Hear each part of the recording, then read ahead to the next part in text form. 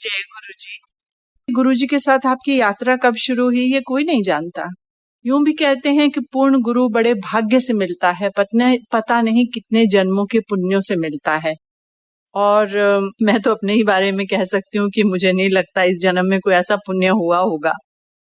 बाकी गुरु जी जाने, उसके बारे में सोचने की जरूरत भी नहीं है। एक बार कोई चरण दबा रहा था और किसी ने पूछा कितने साल हो गए आते हुए, तो गुरु जी कहते कि पूछ रहे हैं ना कितने साल हो गए, उन्होंने कहा 100 साल हो गए। ये आप नहीं जानते पीछे कितना संबंध है, आगे क्या होगा, ये सब गुरुजी जानते थे और गुरुजी ही जानते हैं। मैं अपनी जर्नी के बारे में कहूं तो I like to sum it up like this कि इस शरीर में मेरे 3 जन्म हैं। पहला गुरुजी के पास आने से पहले, दूसरा इंसानी शरीर में होने के दौरान, और तीसरा अब जब गुरुजी इंसानी चोले में तो नहीं है, पर हम ये मानते हैं और हमारा ये विश्वास है कि गुरुजी हमारे साथ हैं, हर पल साथ हैं। इसलिए उनका बहुत बहुत शुक्राना। ये लफ्ज भी गुरुजी के शरीर छोड़ने के बाद ही हम लोगों ने सुना है या इस्तेमाल हो रहा है। पहले ऐसी कोई बात होती नहीं थी। शुक्राना, जय गुरुजी भी नहीं बोलते थे हम लोग।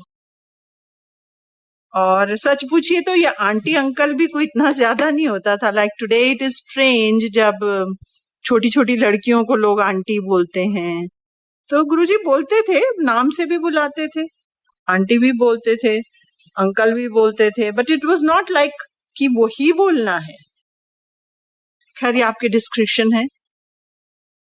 पहले गुरुजी के पास आने से पहले हम ईश्वर में तो आस्था रही, पर ऐसा कोई नहीं कि बहुत ज्यादा हमारे परिवार में, मेरे मायके में कोई बहुत ज्यादा ऐसा नहीं था कि हाँ जी ऐसे विधि विधान बहुत होते हों। मेरी मदर इन लॉ भी गुरुजी को मिली थी और गुरुजी को बहुत अच्छी लगी।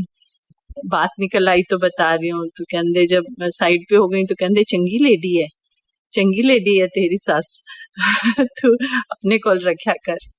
वो बीमार हो गई, बहुत बीमार हो गई, उनको कैंसर हो गया।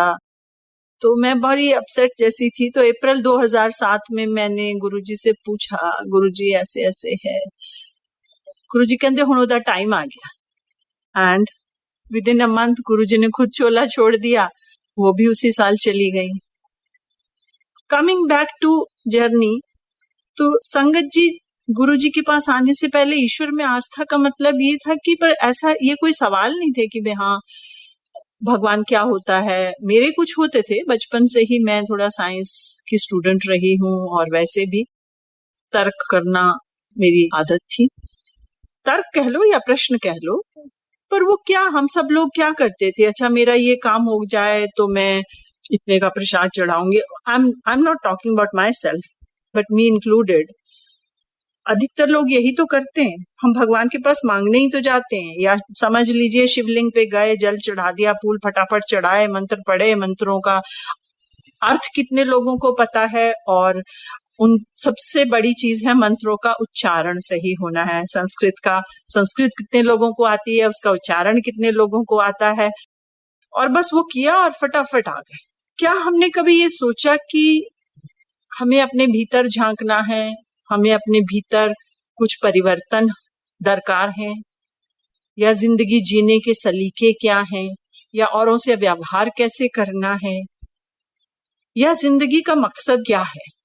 तो ये सब सवाल तो ईश्वर में आस्था रखते हुए भी कोई इतना चिंतन मनन बहुत कम लोग शायद करते हैं। मतलब आम गृहस्थ तो, मैं औरों के बिहाफ पे नहीं कहूंगी, वो उचित नहीं होगा, पर आम तौर पर तो ये है कि मंत्र पढ़ लिया, मांग लिया, प्रसाद बांट दिया, वो कर दिया, चक्कर लगा लिए मंदिर के, प्रदक्षिणा कर ली। हर चीज की अपनी आस्था है, हर चीज का अपना एक वो भी साइंस है, पर हमने शायद उसको कुछ और रूप दे दिया। तो मैं उस डोमेन में नहीं जाऊंगी। गुरुजी की बात, गुरुजी के पास जब आए तो अचानक आए, मुझे किसी गुरु की खोज नहीं थी। उस साल मेरे हस्बैंड को हार्ट अटैक हुआ था और कुछ लोग बोलते थे वहां जाओ, पर कुछ बात नहीं बनी। मेरे हस्बैंड तो कोई बहुत ज्यादा विश्वास भी नहीं करते थे, मंदिर भी नहीं जाते थे। किसी ने कहा ऐसे ऐसे गुरु हैं, और मेरे मुंह से पहला उत्तर यही निकला कि I don't believe in living gurus. मेरे ऑफिस के कोई थे, पर I don't know what happened. 10 minute के बाद हम लोग गाड़ी में थे और हम गुरुजी के पास। गुरुजी उस साल आए थे दिल्ली, और थोड़े से लोग होते थे, बहुत ठंड पड़ी, सर्दियों में तो 10, 15, 20 लोग भी होते थे। गुरुजी अपने हाथ से प्रसाद बांटते थे, एक बड़ा सा काउच था, उस पे गुरुजी बैठते थे। और तो ऐसा सेट, मुझे गुरु प्रथा का पता नहीं था कि गुरुओं को जवाब नहीं देते, या गुरुओं से नजर नहीं मिलाते, या गुरुओं की बात नहीं काटते, या जो भी था। तो जैसे भी आए गए, और गुरुजी की बड़ी बड़ी कृपा उन्होंने अपने चरणों में रखा हुआ है। और ये सारे चिंतन मनन के इतने ज्यादा शायद समय नहीं मिला कह सकती हूँ, या उस ओर ध्यान नहीं गया। हाँ, नौकरी थी, काफी डिमांडिंग जॉब थी, और लेट आते थे ऑफिस से, और गुरुजी के पास जाना, फिर शाम को, शुरू में गुरुजी 7 दिन बैठते थे, तो एक अजीब सी कशिश होती थी। ऐसा लगता था कि बस ये फटाफट खत्म करो काम और भागो यहाँ से, और चलो घर जाओ, फटाफट मुंह धो, कपड़े बदलो, साड़ी से सूट पहनो, एंड गाड़ी अपनी उठाओ और जाओ। अजीब सा एक, जैसे कहते हैं ना, चुंबकीय शक्ति। और जब गुरुजी के पास पहुंच जाए तो ऐसा लगता था हा, ये आनंद है।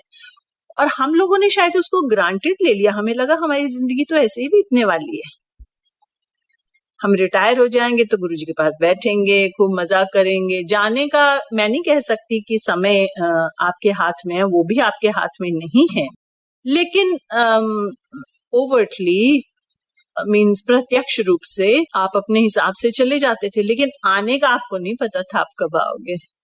हो सकता है आप लगे कि आज लेट जाएंगे, बाद में जब पता लगा कि हाँ, तो 11, 12, 1, 2, 3, 4, 5, 6 सुबह के वो सब बजते हैं।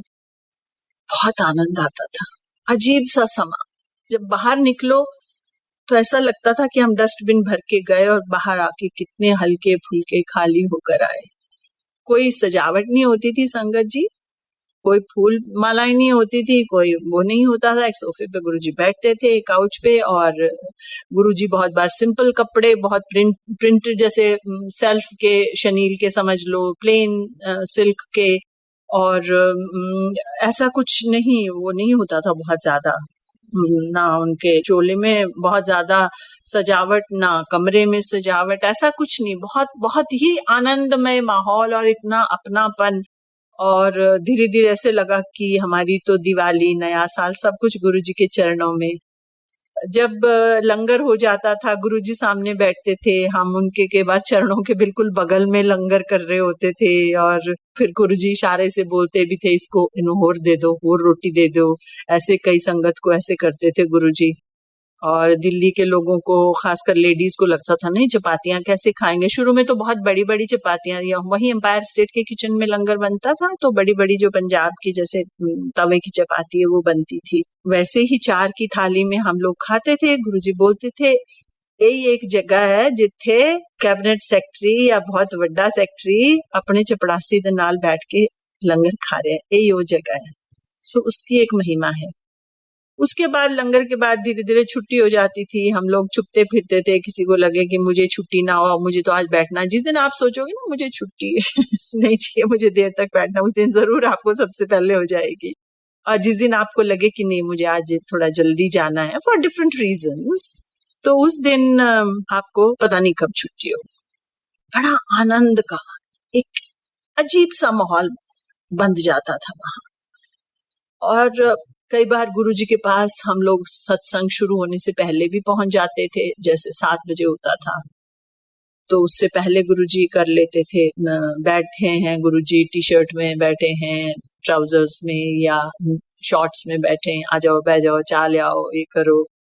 बहुत गुरुजी पैम्पर करते थे, गुरुजी ने बहुत पैम्पर किया। और गुरुजी अपनी संगत के लिए बहुत पोजेसिव हैं। तो उस साल तो गुरुजी की माता जी भी थी यहीं पे, और वो बोलती थी, इन्हों अपनी संगत दे अगे कोई नहीं हैगा। गुरुजी के लिए संगत ही सबसे जरूरी है। गुरुजी बहुत प्यार करते हैं अपनी संगत को। हलवा प्रसाद देते थे, गुरुजी एक हाथ से देते थे, जेंट्स के दोनों हाथ यूं भर जाते थे। फिर हम लोग बाहर जाते थे, धीरे धीरे उस हॉल में कार्पेट बिछ गया, फुल कार्पेट। फिर सब लोगों को लगता था, फिर बाहर जाके खाते थे वहां उस घर के बाहर सड़क पे। तो ऐसे मुंह मार के खाना होता था, क्योंकि दोनों हाथ भर जाते थे। अंदर आओ तो किसी को लगे मेरे बहुत हो गए, तो फिर जरूर उसको दोबारा बुला बुला के गुरुजी देंगे, कई बार तीसरी बार भी देंगे। लंगर होता था, एक दाल, एक सब्जी और चटनी और चपातियां। संगत जी, यही लंगर का मेन्यू हमेशा रहा 2007 तक वहां। बीच में कभी कभार एक आध बार किसी का वो था, बर्थडे था जब एक बार, तो तब पहली बार कुल्फी बटी।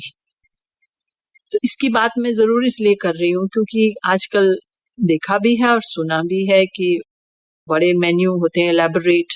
तो जब गुड़गांव में गुरुजी ने सत्संग शुरू कराया था, तो वो एक सत्संग था जो गुरुजी ने खुद शुरू कराया था। तो पूछते थे कि इसने बनाना, इसके घर में होना है या इसने ऑर्गेनाइज करना है, और एक मीठा नमकीन वहां था कि लंगर नहीं होगा। तो वापस फिर वो रिपोर्ट लेते थे गुरुजी की किसने हुआ, कैसे हुआ, क्या वगैरह वगैरह। तो एक बार चौथे पांचवें हफ्ते किसी ने बोला कि गुरुजी वो उसने ऐसे ऐसे टेबल पे लगा दिया बुफे टाइप, और ऐसे ऐसे सामान ये था, ये सब हुआ। तो गुरुजी कहते ओ तब पार्टी हो गई, वो लंगर ता नहीं होया। सो ये एक एक शब्द जो है ना, ये आपको गांठ बांध लेने हैं, क्योंकि गुरुजी कोई बहुत ज्यादा डिस्कोर्स नहीं करते थे, प्रवचन नहीं देते थे। उनका एक एक शब्द, उनकी एक एक आंख उठाना, देखना, हर चीज का एक बहुत गहरा मतलब रहा। बहुत सी चीजें जो गुरुजी ने उस समय कही, वो शब्द गुरुजी के चोला छोड़ने के बाद समझ में आए कि ओहो, गुरुजी का ये मतलब था। उस समय समझ में नहीं आया। मुझे कई बार, चूंकि मैंने पंजाबी गुरुजी से ही मतलब बोलनी शुरू की, तो मुझे नहीं भी पता लगता था। तो गुरुजी जल्दी जल्दी बोलते थे, गुरुजी बहुत ठेठ पंजाबी बोलते थे, तो नहीं समझी गुरुजी। तो फिर गुरुजी धीरे धीरे फिर रिपीट करते थे, तो फिर मैं बोलती थी जी गुरुजी। कहते तो फिर ए मैं क्या ए। तो कई बार मेरी समझ में आ जाता था, कई बार वो भी समझ में नहीं आता था। तो मैं बोलती थी, तो गुरुजी बोलते थे चल छड़ रहने दे। so, हो सकता है मैंने बहुत सी चीजें मिस की हूं। सो गुरुजी से क्षमा, बहुत बहुत क्षमा। बड़े आनंद के दिन थे संगत जी। गुरुजी कार्ड देते थे शादियों के, और किसी किसी को देंगे, जैसे बैठे हैं तो उंगली से इशारा करते थे। तो एक को लगता था मुझे बुलाया, पर फिर गुरुजी इशारा करेंगे नहीं बैठ जा, मतलब इशारा बोलेंगे नहीं। फिर दूसरे को बुलाया, फिर गुरुजी अपने हाथ से कार्ड लिखते थे। मैं देख रही थी कार्ड्स, कई नामों से मेरे कार्ड्स हैं मेरे पास वो। तो कई नाम उन्होंने रखे हुए थे। जैसे सीढ़ी उतरो, वहां 2-3 सीढ़ी है एम्पायर स्टेट में, तो जिस नाम से गुरुजी बुलाते थे कि आओ जी सो एंड सो, तो लगता था कि गुरुजी वहां कनेक्टेड है। मतलब this is between you and your गुरु। गुरुजी बताते थे कि मैं जो तेरे दिमाग में चल रहा है वो मुझे सब पता है, चाहे वो ऑफिस के नाम से बुलाएंगे डेजिग्नेशन से, चाहे घर के नाम से। लव मैरिज उन्होंने मेरा नाम रखा हुआ था। और गुरुजी बहुत मजाक भी करते थे। गुरुजी जिसे कहेंगे ना आम भाषा में, गप्पे भी बहुत मारते थे, 1-on-1 ज्यादा। जैसे कमरे में हो, अकेले हो या 2-1 लोग हो, तो गुरुजी मतलब गप्पे। तो गुरुजी इतनी भोली भोली बातें करते थे, इतनी भोली भोली बातें। कुछ दर्द हो, इतने बड़ी शांति, इतने कुछ हो रहा जी गुरुजी। हम लोग भी ज्यादा मतलब no, just everyone tries to be close, तो दिखाना कि हाँ जी मैं ये, तो दिखाना होता था ना हम लोगों को, सब कुछ अपना शो ऑफ करना होता है। गुरुजी एक चूरन, अच्छा आंटी हो जाएगा ठीक, तू मेरे वास्ते बना के ले आएंगी। और जी हम वैसे उसी बुद्धू मन से और फिर बना के लाएंगे, और गुरुजी इतने खुश होंगे। अब वो क्या चूरन, हम क्या गुरुजी को चूरन देंगे, हम क्या गुरुजी को दवा देंगे। वो पता नहीं क्या हमारे ही कोई कर्म काट रहे हैं। गुरुजी कहते थे मेरे नाल कर्म काट लो, आगे टाइम बड़े माड़े आ रहे हैं। टावे टावे दीवा जलेगा। ये शब्द मेरे मुंह से अक्सर निकलते हैं क्योंकि ये गुरुजी ने मेरे सामने कहे हैं। और अब आजकल जब ये कोरोना हो रहा है तो ये सत्संग मैंने बड़ी बार किया इतने सालों में, पर मुझे लगा नहीं कि इस पे कभी कोई इतना बहुत गहराई से ध्यान नहीं गया कि ये टावे टावे क्या है। And now I am understanding कि क्या ये वो समय है माड़े आर्यन। वो तो वैसे भी जनरली भी बोलते थे कि इंसानों की जो फितरत है वो इतनी बदल चुकी है। उनको लगता था कि कुड़ियां दा ब्याह जल्दी कर दो, you know, he was always very particular कि बेटियों की शादी हो जाए जल्दी। कईयों को तो 12-13 साल में बोल दिया तो वो फिर गुरुजी ये क्या है। तो बड़े बड़े सत्संग है जी। पर सवाल ये है कि जो शब्द मुंह से निकल रहे हैं और गुरुजी से कोट हो रहे हैं वो सारे बहुत गहराई के मायने रखते हैं। गुरुजी बोलते थे कि अपनी सोच बदलो, पॉजिटिव सोचो। नाउ व्हाट इज दिस सोच बदलो एंड पॉजिटिव सोचो।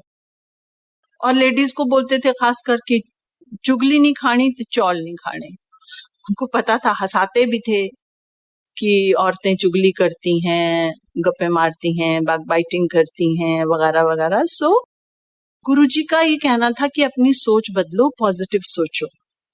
एक बार क्या हुआ कि एक कोई वीवीआईपी थे, गुरुजी आए, वो उनके यहाँ से संदेश आया, मैं चरण सेवा में थी तो उन्होंने चाहा कि गुरुजी उनके यहाँ आए। तो गुरुजी ने कह दिया कौन है।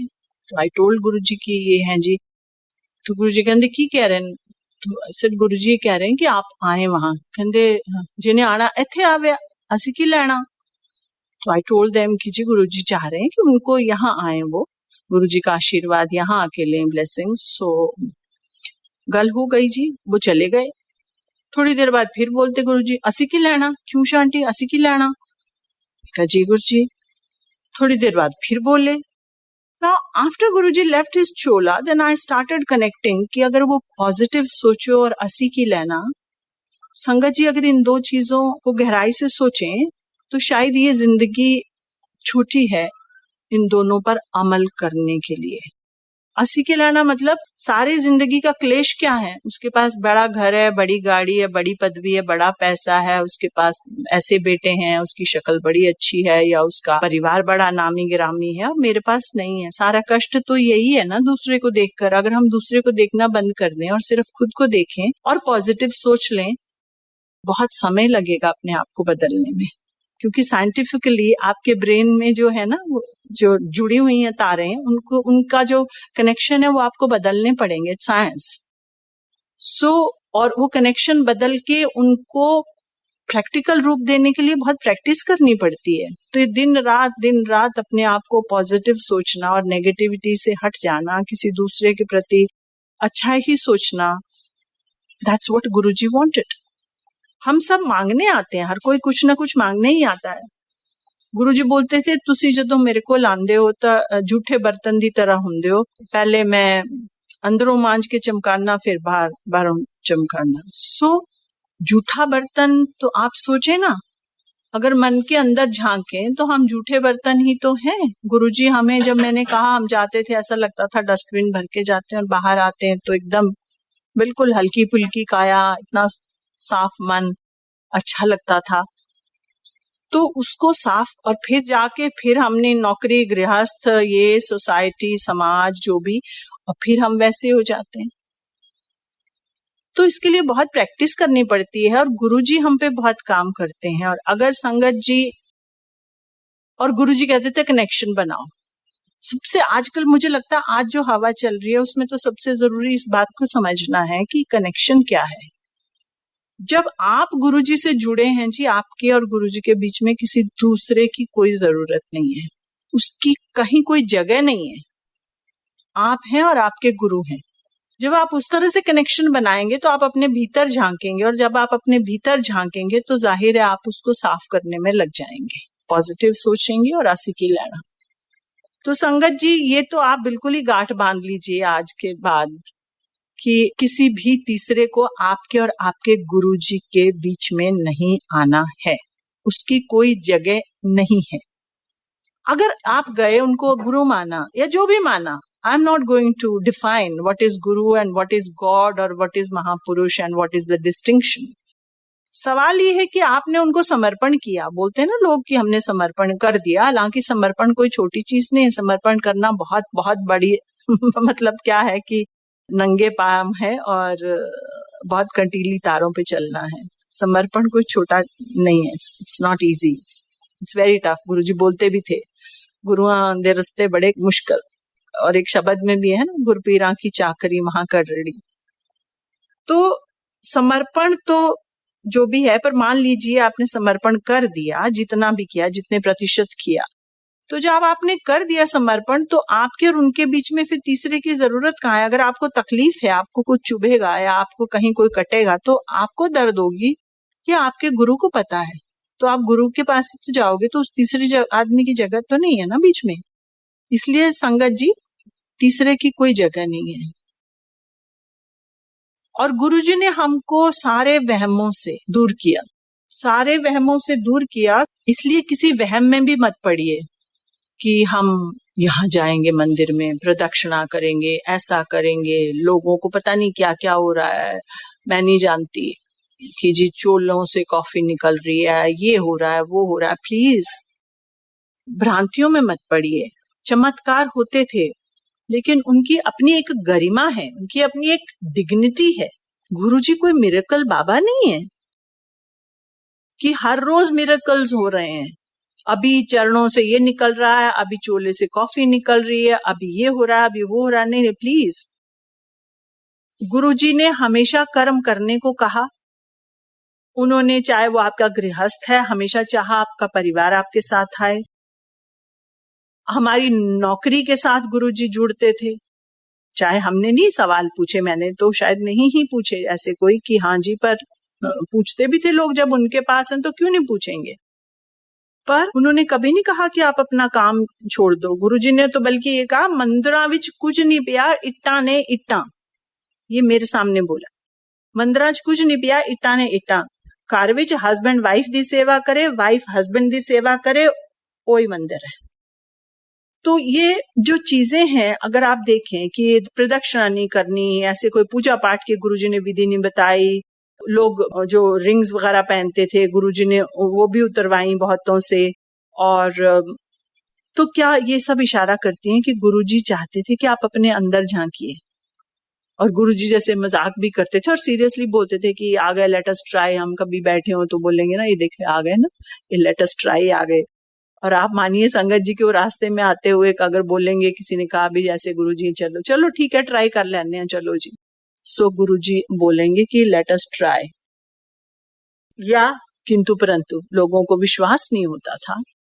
दिमाग में आता है ना कि देखते हैं, हमारे कोई बोले हमारे काम नहीं हुए, कोई ऐसा वैसा. तो भाई गुरुजी बोलते थे, मैं कोई दुकान खोली हुई है, मैं कोई दुकान खोली हुई है, काम नहीं हुए. अगर हम काम करवाने जाते हैं तो मुझे नहीं पता जी संगत जी, मेरे हिसाब से जो मैंने समझा है थोड़ा सा, हालांकि उनको नहीं समझा, मतलब अपना पर्पस समझा थोड़ा सा.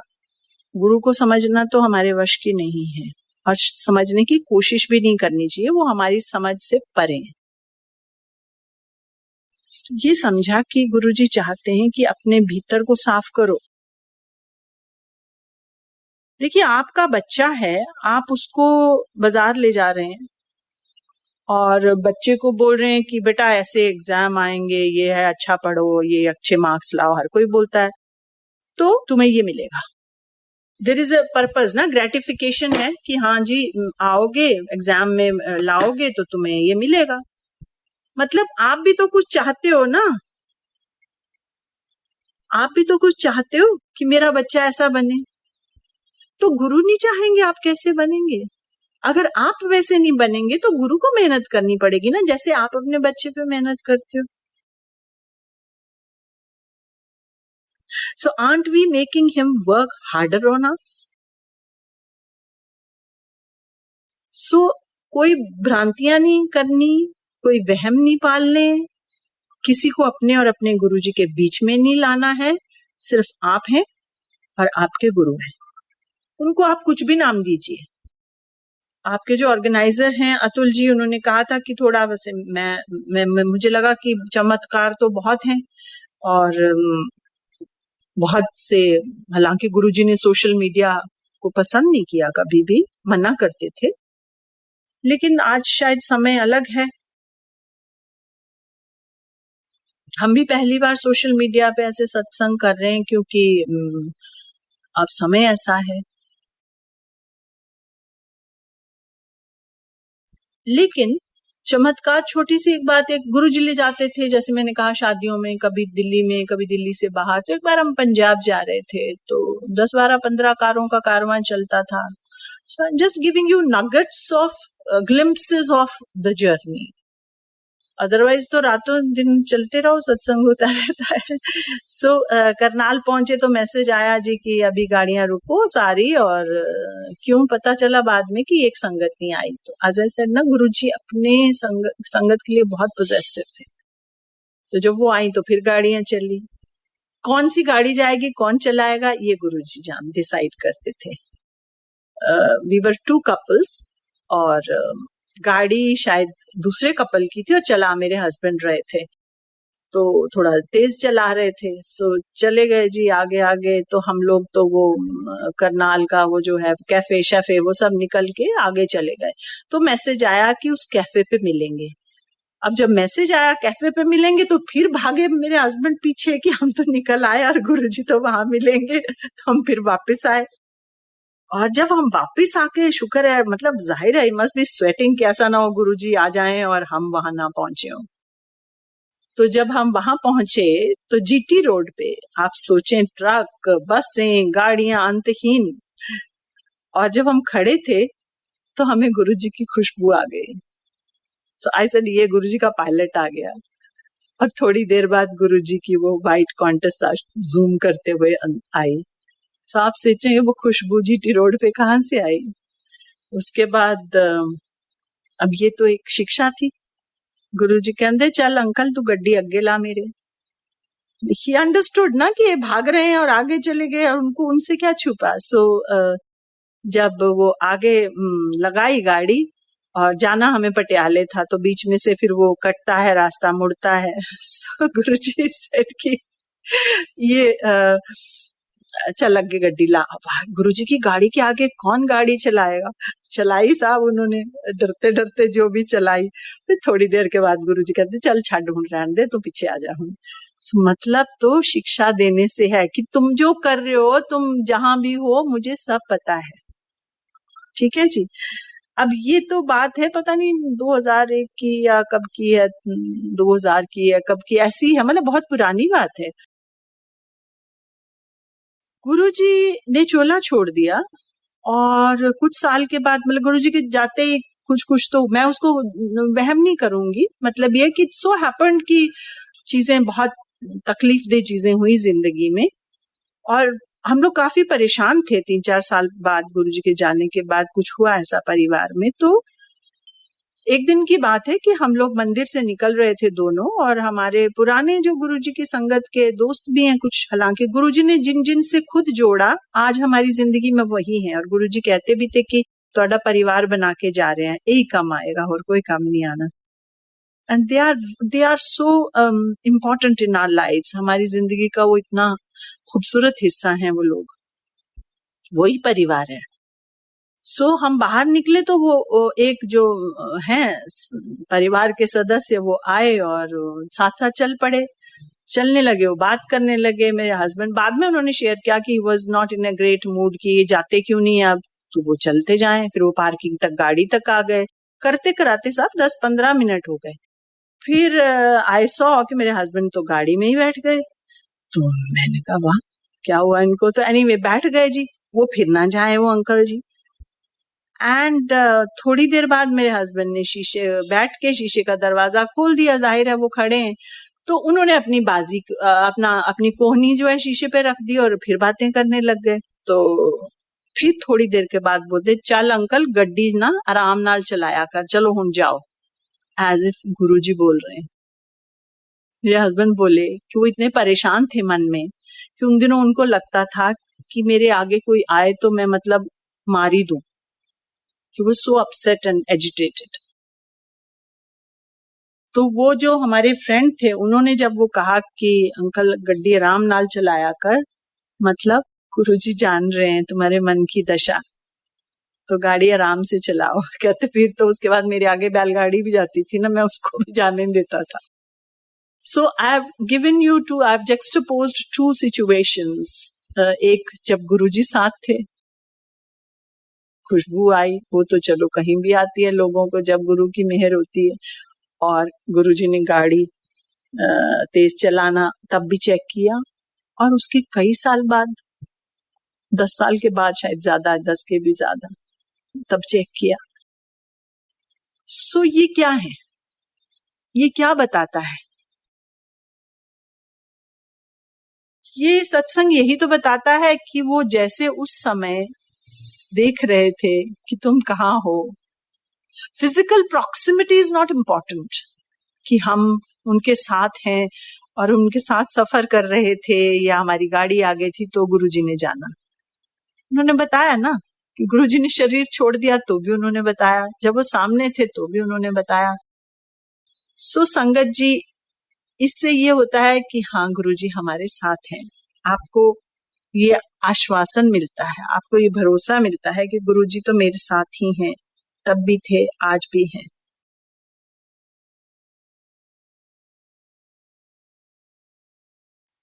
दो तीन चीजें थी जो बीच में अभी कुछ साल, 2-4 साल पहले कुछ ऐसे संदेश आए कि ये बताना चाहिए, क्लियर होना चाहिए। किसी ने कहा, मुझे नहीं पता, किसी को आया कि गुरुजी थोड़े खुश नहीं है, बिकॉज संगत is doing all kinds of things.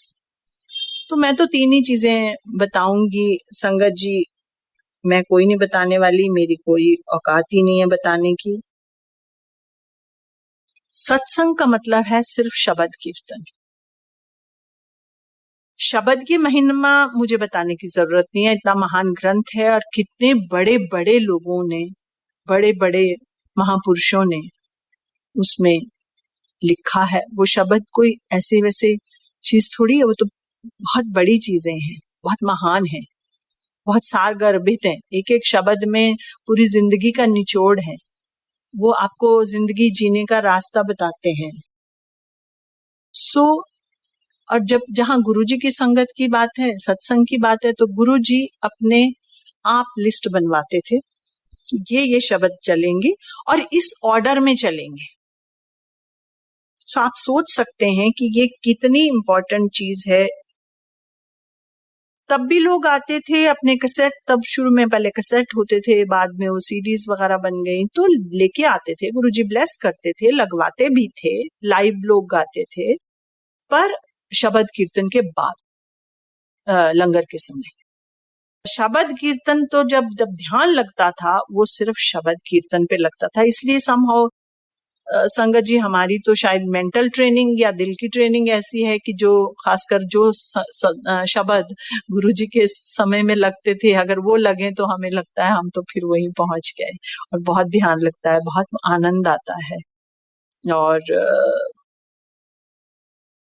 पर गानों पे नहीं। आप इसको अगर सिंपल दुनियावी बात में कहें कि कहा तो वो महापुरुष जिन ने लिखे, और गुरुजी बोलते थे मैं ही तो लिखे ने, और कहा आजकल के मॉडल, चाहे जितनी मर्जी किसी की आस्था है, लेकिन वो ऊंचाई तो नहीं है ना। तो शब्द कीर्तन में आप सिर्फ शब्द लगाएं, उसके बाद आप जो मर्जी गीत गाना, जो भी उसको नाम देना चाहे वो लें।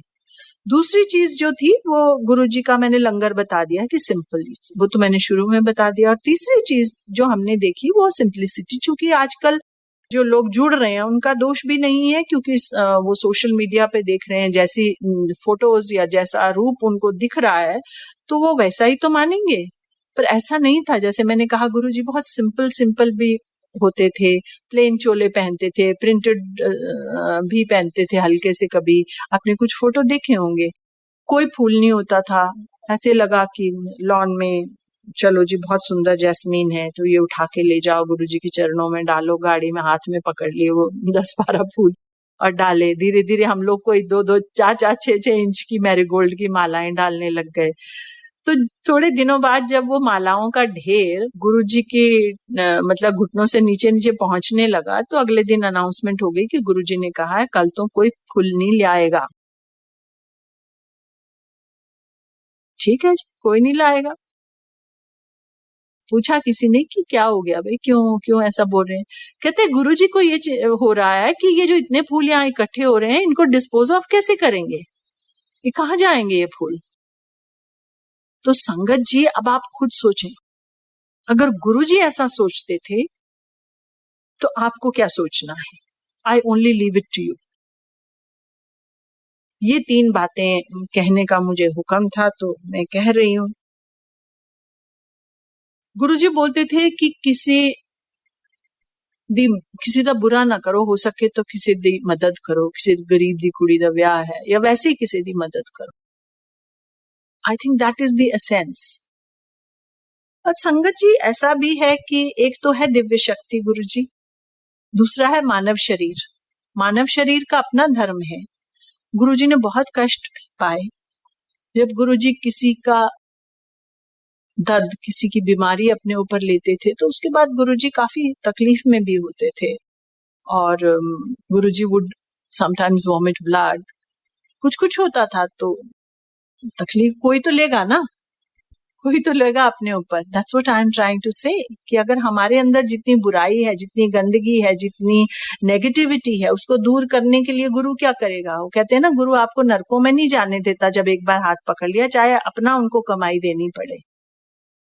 तो हम तो नहीं चाहेंगे ना, अब तो नहीं चाहेंगे कि फिर गुरु का ऋण हम ले लें और उनको अपनी कमाई हमें तारने में दे। वैसे भी उनको तारना तो उन्हीं को है, हम तो जो भी कर लें, लेकिन अपनी तरफ से तो कोशिश करें कि साफ पाक हों। और अस्सी की लहना और पॉजिटिव सोचने का एक सत्संग जो मुझे बहुत अच्छा लगता है वो करना, वो ये कि उन्होंने सिखाया, जैसे मैंने कहा, हर चीज इशारे से सिखाई।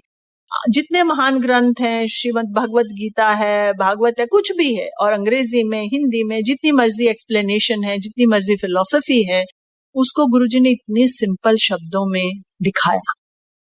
मुझे ऐसा लगता है कि गुरुजी दिखाते थे कि कैसे तुमको अपने अंदर को मांझना है, अपने विचारों को पॉजिटिव करना है आपको, और दूसरों से ईर्ष्या नहीं करनी। गुरुजी प्रसाद बांटते थे, जैसे लोग आए और प्रसाद ले आया, किसी का कुछ जन्मदिन है, एनिवर्सरी है, या किसी का कुछ अच्छा हुआ है, तो वो प्रसाद ले आते थे, कोई बर्फी, कोई लड्डू, पीछे दरवाजे से किचन में रख देते थे। ऐसा नहीं कि गुरुजी के सामने सजा लें, नहीं, वो बट जाता था। परात में आता था, चलो जी बहुत सारी बर्फी आ गई, लड्डू आए। अब किसी को ये लग रहा है कि मुझे तो बर्फी नहीं खानी, मुझे तो लड्डू ही खाने हैं। अब जब खड़े हुए आप, तो आपने देखा कि अरे ये तो बर्फी बट गई है, थोड़ी सी रही है, मेरे आगे जो आदमी है उसको तो मिल जाएगी और मेरी टाइम को लड्डू आ जाएगा। और जब आपकी तरफ गुरुजी ने देखा या नहीं देखा, आपके मन में तो ये है कि मुझे नहीं आना। थोड़ी देर के बाद गुरुजी देखेंगे आपकी बारी आई है, और जो हाथ में अगले वाले को बर्फी दे रहे थे, वो बर्फी हटा के रख दी और उनको लड्डू दे दिया, और जब आपकी बारी आई तो आपको बर्फी मिली। What does this convey? Means जो मिल रहा है उसको स्वीकारो। चीजें आपके विचार की तरह से नहीं होंगी, के हिसाब से नहीं चलेंगी। अगर तो आपने इस चीज को एक्सेप्ट कर लिया तो थोड़ा सा समर्पण है, थोड़ा सा लेश मात्र, या तब आपने अपने भीतर वो ईर्ष्या द्वेष के, हाँ इसको क्यों मिला, मुझे क्यों नहीं मिला, एटसेट्रा। दूसरा, गुरुजी मालूम क्या करते थे? थोड़ी सी प्रसाद हाथ में लिया और उसको खूब जोर से दबाते रहेंगे, दबाते रहेंगे, दबाते रहेंगे। अब हर आदमी देखेगा कि ये किसको मिलेगा किसको इतना गुरुजी ने अपनी शक्ति, इतना ब्लेसिंग्स डाली हैं। हालांकि उनकी तो ब्लेसिंग्स उनके ऑरा से, उनकी देखने मात्र से या बिना देखे भी आप तक पहुंच रही हैं, पर किसको मिलेंगी? तो जब हो गया, बारी आई, तो उंगली से बुलाएंगे तो एक खड़ा हो गया, तो उसको नहीं तू बैठ जा, या हो सकता है दूसरे को भी बैठना पड़े, फिर तीसरे की बारी आए। अब सब देख रहे हैं कि ये इसको मिला, अब आपके मन में क्या आया? आपके मन में ये आया कि इनको मिल गया, मुझे तो नहीं मिला, तो हो गई ना ईर्ष्या। अगर आपने अपने मन को मनाया कि नहीं भाई, ये इसका भाग्य है, इसको मिला, मेरे भाग्य में जो होगा वो मुझे मिल जाएगा, so that would be acceptance. संगत जी, रास्ते तो बहुत मुश्किल हैं। गुरुजी कहते थे कि तुसी इंज कर दियो तो मैं नहीं ਤੁਹਾਨੂੰ ट्राई करता, तुसी कहंदे लेट अस ट्राई, तुसी मैनू ट्राई कर दियो तो मैं भी ता नींबू दी तरह निचोड़ दा। बोला था किसी को हमारे सामने, मैं तेनू नींबू दी तरह निचोड़िया। और गुरुजी बोलते थे कि साडे नाल कर्म काट लो। अगर हम सोचें कि हमारा फट फट फट फट हो जाए, सब कुछ हो जाए जो हमें चाहते हैं और मिल जाए और बस हो गया, तो जो हमारे कर्म है वो कौन काटेगा? ये हमारे कर्म ही तो हैं जो ऐसे रूप में हमारे सामने आएंगे, ऐसी तकलीफें भी देते हैं या ऐसी सिचुएशंस देते हैं जो आप नहीं चाहते, जिनमें से गुजरना आप नहीं चाहते, पर वो हैं तो हमारे कर्म ना। गुरुजी बोलते थे कि तुम्हारे 90% कर्म तो मैं अपने ऊपर लेता हूँ, सिर्फ 10% आपको काटने पड़ते हैं। और हम 10% में कितने तकलीफ हो जाते हैं, कितने हम भी लखने लग जाते हैं, कितने अधीर हो जाते हैं, धीरज खो बैठते हैं। सो असल बात तो संगत जी अपने कर्म ही सुधारने हैं। हमारे बच्चे लोग बहुत खुशकिस्मत हैं क्योंकि वो छोटे छोटे थे जब गुरुजी के पास जाने लगे। मैं देखती हूँ यंग लोग हैं, आते हैं, प्रोफेशनल्स हैं और कितना जुड़े हुए हैं गुरुजी से, कमाल की जुड़ाव है। मैंने देखा कि गुरुजी एक बार कहीं मेरे हस्बैंड जा रहे थे तो वही was almost always outside Delhi, तो मुझे कहते तू भी जा।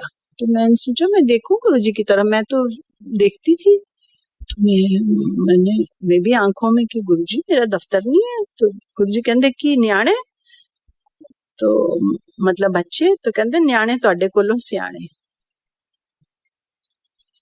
मतलब गुरुजी, और मैं अब देखती हूँ जो गुरुजी के समय, उस समय हमारे संगत के छोटे छोटे बच्चे थे, छोटे मतलब कोई स्कूल में पढ़ते थे, कोई स्कूल से अभी निकले ही थे, कॉलेज जस्ट गए थे।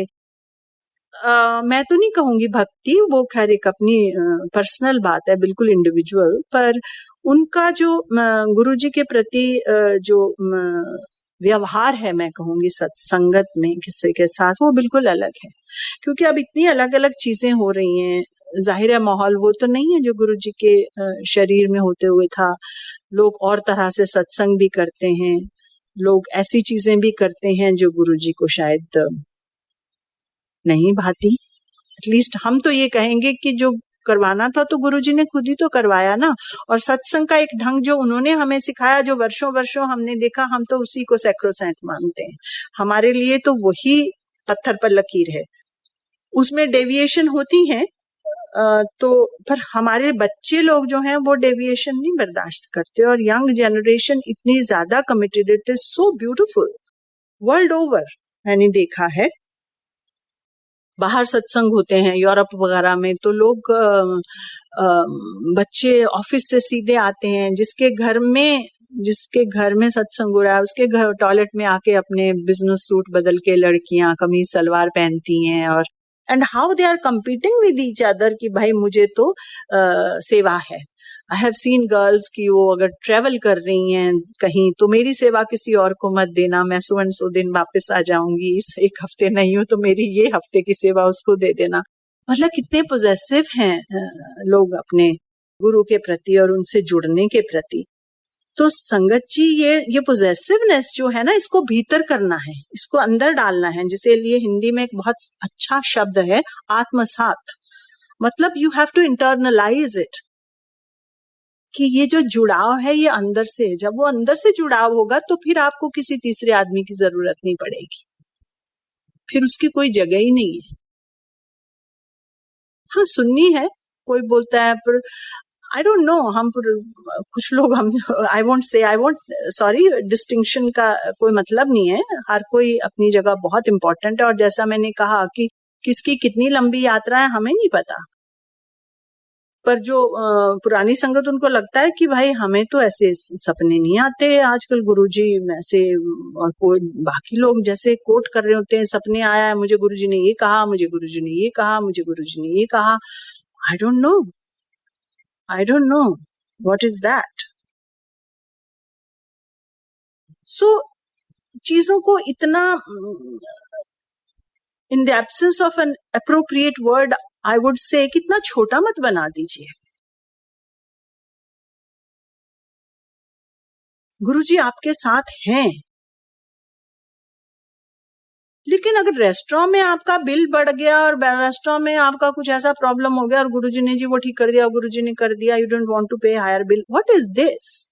या चोले में से कॉफी निकल रही है, आई डोंट नो, मैं नहीं कमेंट कर पाऊंगी और मैं उस बारे में सोचना भी नहीं चाहती, बट आई एम मेंशनिंग क्योंकि कुछ लोगों ने कहा कि भाई आजकल ये भी हो रहा है, तो ये थोड़े से क्लैरिटी होनी चाहिए, ये क्लैरिटी होनी चाहिए। तो इसलिए मत जाइए कि जी यहाँ ये दिख रहा है, वहां ये दिख रहा है, वो ये हो रहा है। गुरुजी जब चोले में थे, वो बड़े मंदिर, हमें जब हो जाता था छुट्टी, उसके बाद बड़े मंदिर ले जाते थे, बड़ा मंदिर बन भी रहा था, इतने छोटे प्यार से दिखाते थे, कमरा, ये बाथरूम, यहाँ से गाड़ी आएगी, यहाँ से गाड़ी 360 डिग्री घूमेगी, और ऊपर जाते थे फिर गुरुजी। और ऐसे ही होता था जब फंक्शन होते थे, उस सीढ़ी से गुरुजी चढ़ते थे और अपनी लुंगी ठीक करेंगे और वगैरह वगैरह। तो ऐसा तो नहीं कि गुरुजी रोज वहां पे ऐसा कुछ क्रिएट कर रहे थे चमत्कार, but he was discipline, that's what I really another thing I want to say, कि व्हाट जो दिखता था कि गुरुजी फंक्शन से पहले और बाद में एक एक कोना जाके खुद देखते थे कि उसमें सफाई कैसी है। लंगर बनाने का हुक्म हर किसी को नहीं था संगत जी, पुरानी संगत चाहे कई सालों से आ रही हो, चाहे दिल्ली से भी पहले पंजाब से जुड़े हो, पर ऐसा नहीं कि उनको हुक्म था लंगर बनाने का। गुरुजी वुड डिसाइड कौन लंगर बनाएगा, और गुरुजी को होता था कि कर दी औरत नू लंगर बनाना चाहिए। So I am not professing it, क्योंकि मैं तो खुद भी I was a professional, I was working, तो मैं खाना नहीं बनाती थी घर में, इसलिए मैं नहीं कह पाऊंगी उस बारे में। पर मैं जो गुरुजी ने कहा है वो मैं आपको कम्युनिकेट कर रही हूँ, उसको आप अपनी जिंदगी में अपने हिसाब से ढाल लीजिए। पर ये जरूर करिए कि ऐसा ना हो कि हम गुरुजी को एक मिरेकल बाबा बना दें, प्लीज। हमारे लिए वो बहुत तकलीफ दे चीजें हैं संगत जी, क्योंकि हमने गुरुजी को बच्चे की तरह व्यवहार करते देखा है, हमने गुरुजी को बहुत और तरह से व्यवहार करते हुए देखा है। मेरी ये बहुत गुजारिश रहेगी आपसे, हाथ जोड़कर प्रार्थना की, ये वहमों को मत बढ़ावा दीजिए, आप खुद भी ना दें और हो सके तो औरों को भी बताएं। और देखिए, सच्ची बात बोलने में तो कष्ट तो होता ही है, लोगों को अच्छा नहीं लगता। हमारी मंशा, मेरी मंशा या आपकी भी मंशा अगर आप बोलेंगे तो हमारी इंटेंशंस कितनी ऑनरेबल हैं। Our intentions are to honour our guru, our intentions are कि हमारे गुरु की शान में ऐसी कोई चीज ना हो जो गुरुजी की शान के खिलाफ थी। आई वुड कॉल इट शान के खिलाफ। तो अगर हम दकियानूसी बातें करेंगे तो मेरे हिसाब से वो गुरुजी की शान के खिलाफ है। आप सब लोग पढ़े लिखे प्रोफेशनल होंगे या हाउसवाइफ्स होंगे या जो भी होंगे, प्लीज सी कि ये चीज ना बढ़े, क्योंकि इससे कष्ट होता है। अंत में मैं ये कहूंगी, संगत जी गुरुजी को बहुत कष्ट में भी देखा है, शरीर में देखा है। गुरुजी ऐसे हाथ छाती पे मलते थे, एक बार कमरे में होते थे, गुरुजी आंटी बड़ी तकलीफ हो रही है, कोई गुरु वास्ते प्रार्थना करो। तो मैं इतनी बेवकूफ निकली, मुझसे ये नहीं पूछा गया कि गुरुजी हम कौन। मेरे मन में ये आया कि हमारी क्या औकात, मेरी क्या औकात कि हम गुरुजी की प्रार्थना करें, और कि गुरुजी किससे प्रार्थना करें आपके लिए और कैसे करें।